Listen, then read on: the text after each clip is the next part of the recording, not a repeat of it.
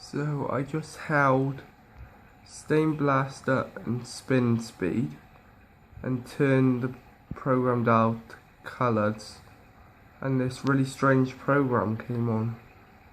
I think it's some kind of diagnostic program. Don't know.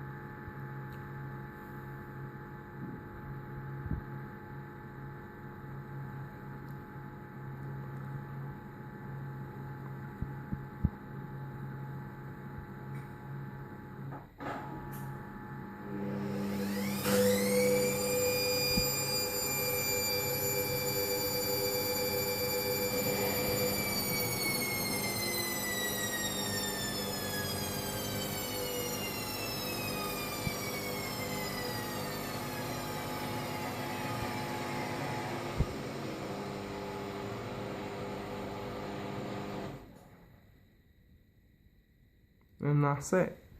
It's finished.